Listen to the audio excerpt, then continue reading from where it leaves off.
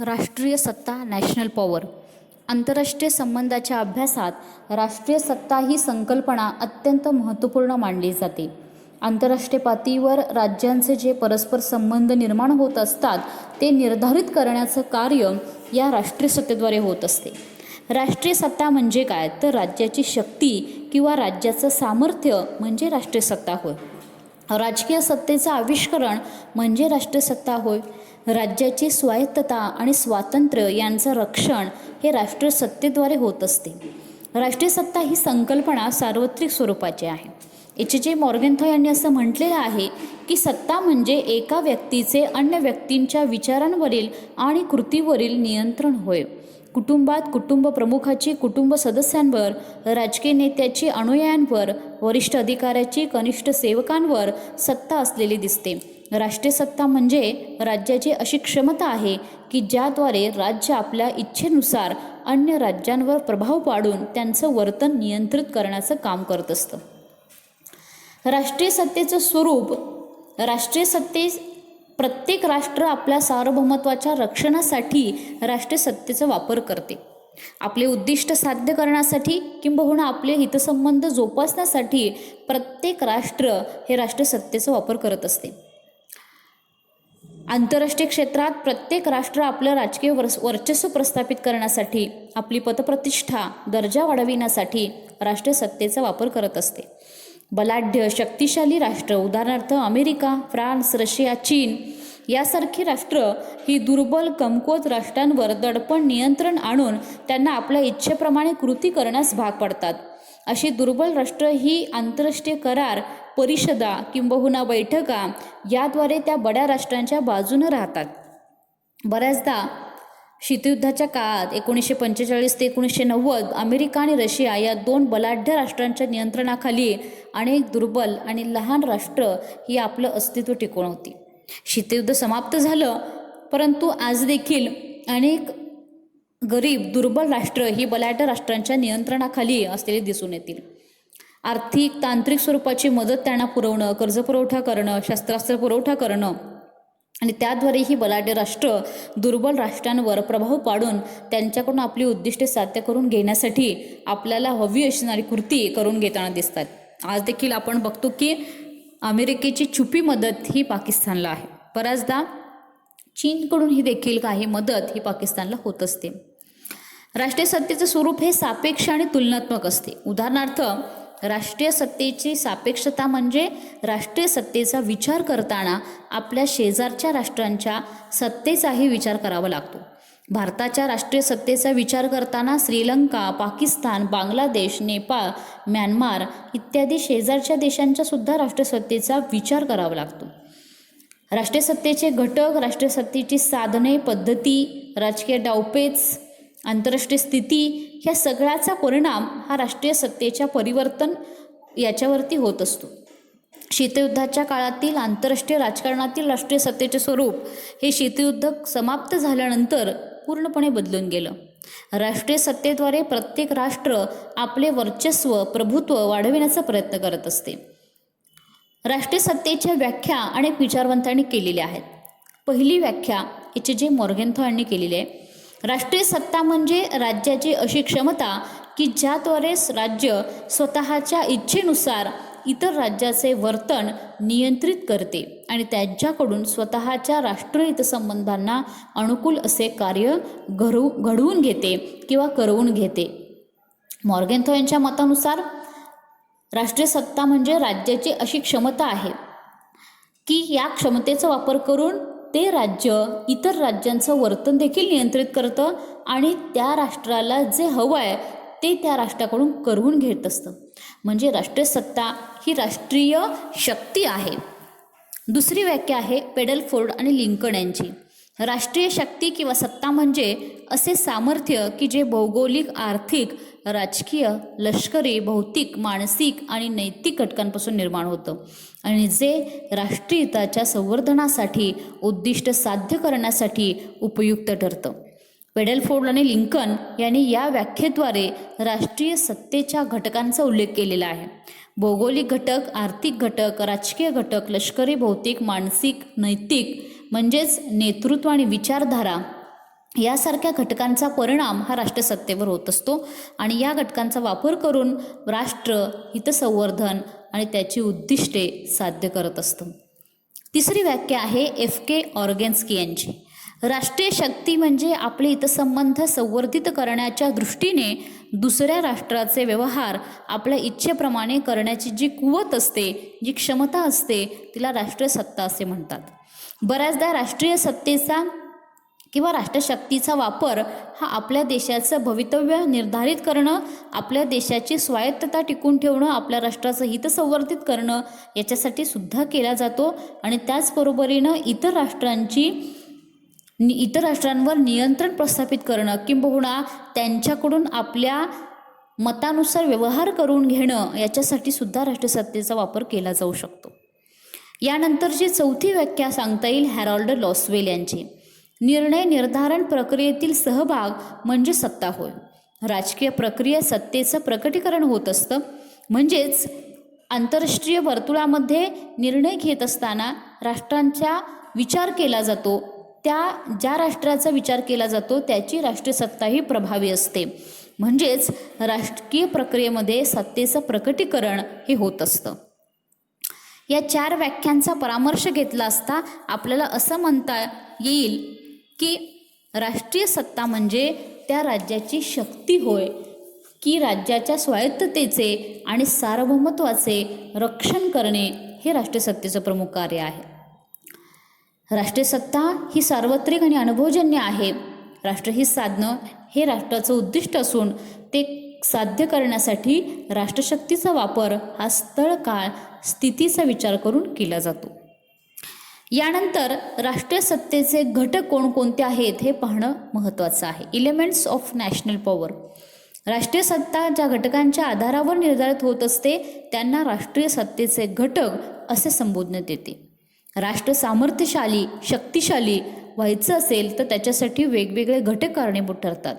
उदाहरणार्थ विशाल क्षेत्रफळ, लोकसंख्या, धनधान्याची समृद्धता, विपुल नैसर्गिक साधनसंपत्ती, औद्योगिक, तांत्रिक आणि वैज्ञानिक क्षेत्रातील प्रगती, लष्करी सामर्थ्य, सैन्यदलाची आधुनिकता, अण्वस्त्रांची क्षेपणास्त्रांची निर्मिती, आदर्श नेतृत्व, राष्ट्रीय चारित्र्य, राजनीती, राष्ट्रीय मनोधैर्य, अद्ययावत प्रशासन, कार्यक्षम नोकरशाही, विचारप्रणाली यासारखे वेगवेगळे घटक हे राष्ट्रीय शक्तीला सत्तेला निर्धारित करत असतात.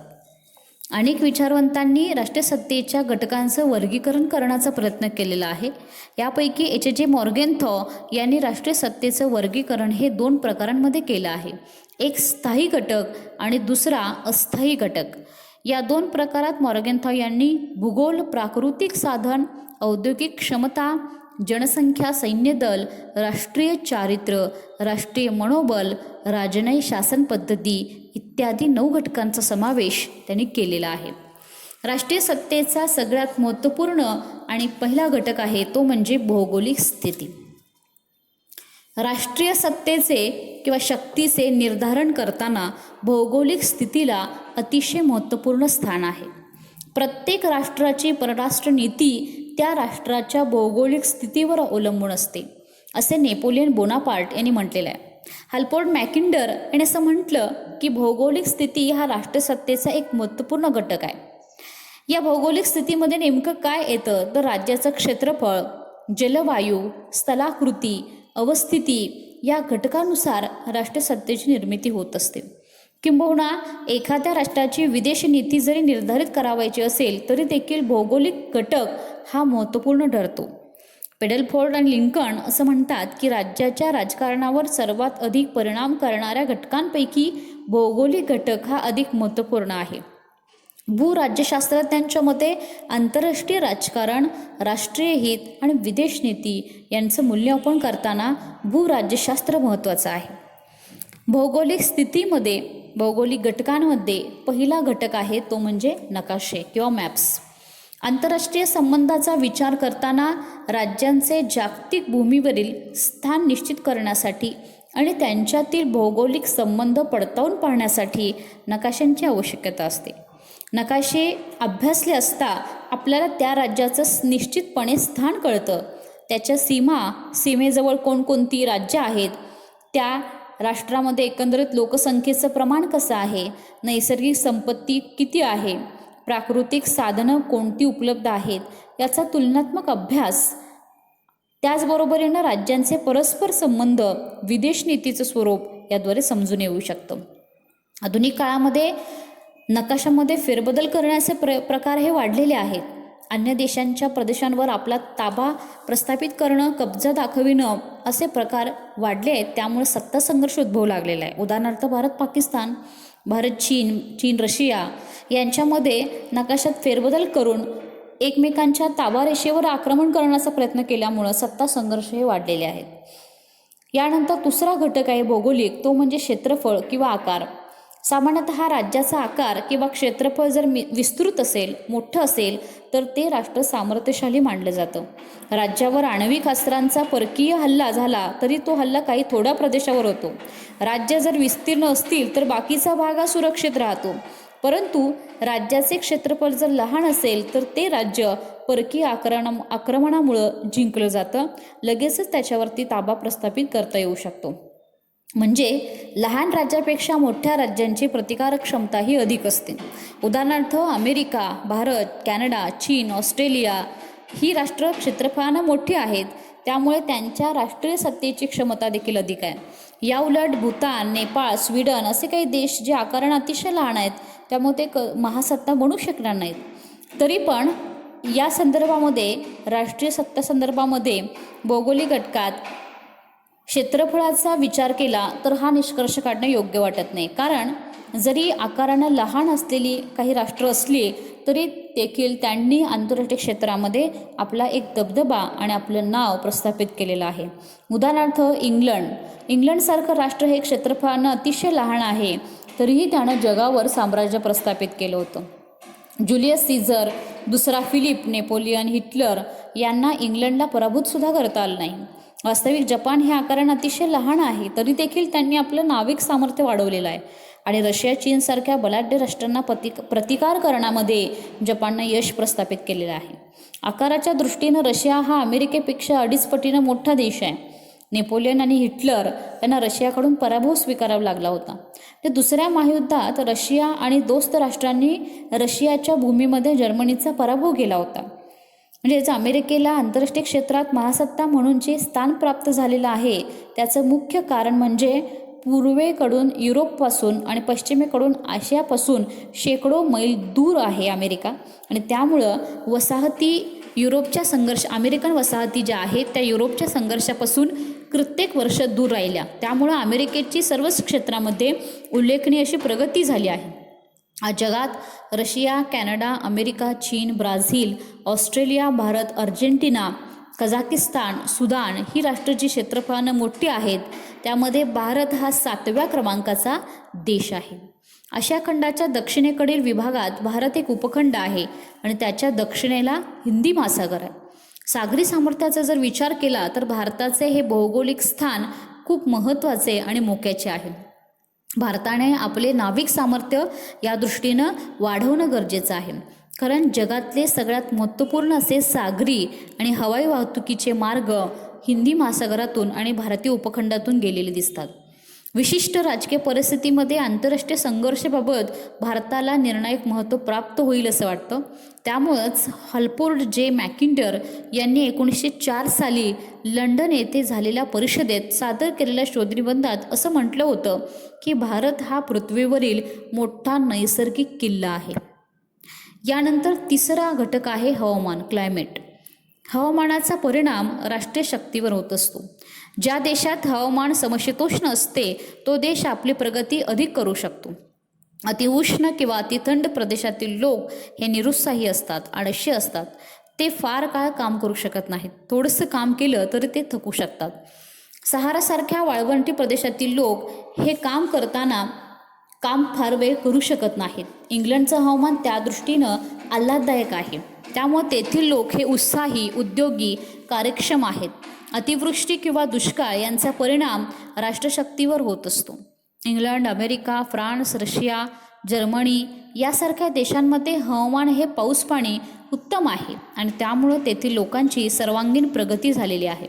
एल्सवर्थ हंटिंग्टन यांनी आपल्या सिव्हिलायझेशन्स अँड क्लायमेट या ग्रंथात असं म्हटलं आहे की 32 डिग्री फॅरनहाईट ते 70 डिग्री फॅरनहाईट या दरम्यान असणारं हवामान हे आदर्श आणि योग्य मानलं जातं.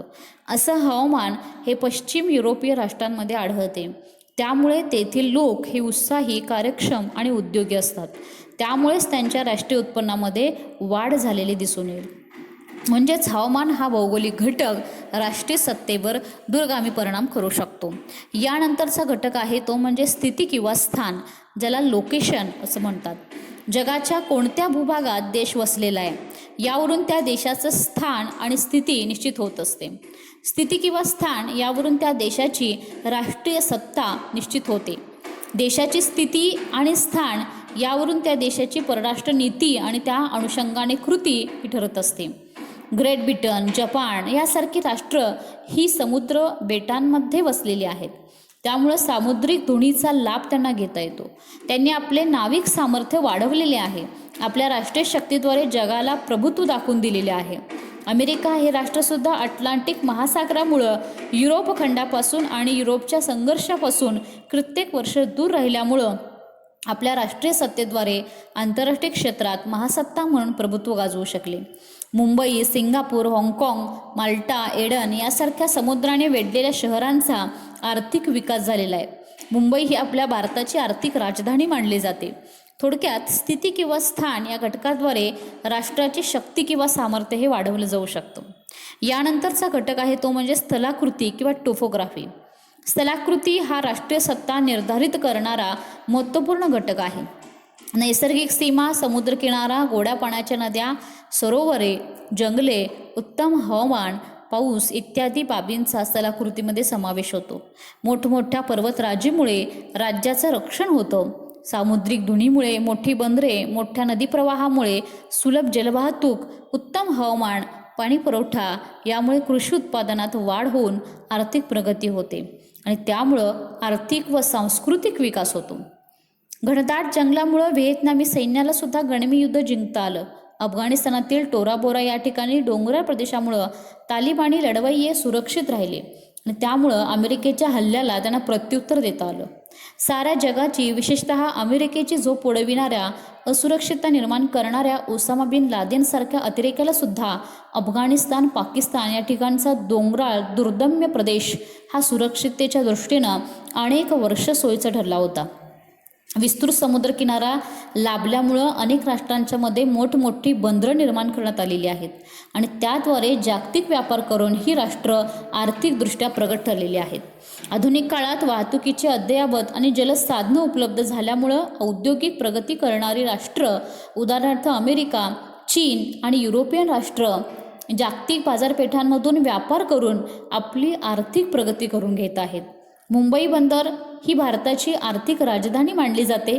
व्यापाराच्या दृष्टीनं भारत देश ही जगाची एक मोठी बाजारपेठच म्हणावी लागेल. औद्योगिक, आर्थिकदृष्ट्या मागासलेल्या बहुसंख्य राष्ट्रांमध्ये बड्या सामर्थ्यशाली राष्ट्रांच्या वर्चस्वाखाली ही राष्ट्र असलेली दिसून येतील. याचं कारण दुर्बल, दरिद्री राष्ट्रांच्या राष्ट्रशक्तीवर त्या देशाचे भौगोलिक स्थान, हवामान, स्थलाकृती, स्थिती यांचा परिणाम झालेला असतो. यानंतरचा घटक आहे तो म्हणजे सीमा किंवा बाउंडरीज. राज्याच्या सीमा या दोन प्रकारच्या असू शकतात. एक नैसर्गिक सीमा आणि दुसरी कृत्रिम सीमा. पर्वतरांगा, नद्या, समुद्र यांचा विचार करून देशाच्या नैसर्गिक सीमा निर्धारित केल्या जातात. काही वेळेला कृत्रिमरित्या तारेचं कुंपण घातलं जातं, दगडी भिंत बांधली जाते आणि त्याद्वारे सीमा निर्माण केल्या जातात. राष्ट्रात सीमा, तंटे, संघर्ष होऊ नये, युद्ध होताना आपल्याला दिसत आहेत. जर्मनी, फ्रान्स, अरब इस्रायल, पाकिस्तान, भारत, चीन, भारत असे सीमावाद निर्माण होऊन त्यांची परस्परांवर आक्रमणंसुद्धा झालेली आहेत. 18व्या शतकापर्यंत राज्याच्या सीमांना महत्त्व होतं, परंतु आत्ता आधुनिक हवाई वाहतुकीची साधनं उपलब्ध झालेली आहेत. प्रक्षेपणास्त्रे, मिसाईल्स निर्माण झाले आहेत. त्यामुळे पर्वत, डोंगर, नद्या अशा सीमांना फारसं महत्त्वच राहिलेलं आहे. अशा प्रकारे आपण भौगोलिक घटकामध्ये, राष्ट्रसत्तेचा जो भौगोलिक घटक आहे त्याच्यामध्ये या महत्त्वपूर्ण घटकांचा समावेश होतो. एक म्हणजे नकाशे, क्षेत्रफळ किंवा आकार, हवामान, स्थिती किंवा स्थान, स्थलाकृती आणि सीमा या घटकांच्याद्वारे भौगोलिक घटक निर्धारित होत असतो. भौगोलिक घटकामुळे राष्ट्राला राष्ट्रीय सत्ता प्राप्त होते. भौगोलिक घटक हा नैसर्गिक असल्यामुळं राष्ट्राला सत्ता सामर्थ्य वाढविण्यासाठी उपयुक्त ठरला जातो. H.J. मॅकिंडर, M.T. महान आणि स्पाईकमन यासारख्या विचारवंतांनी या भौगोलिक घटकाचं समर्थन केलेलं आहे.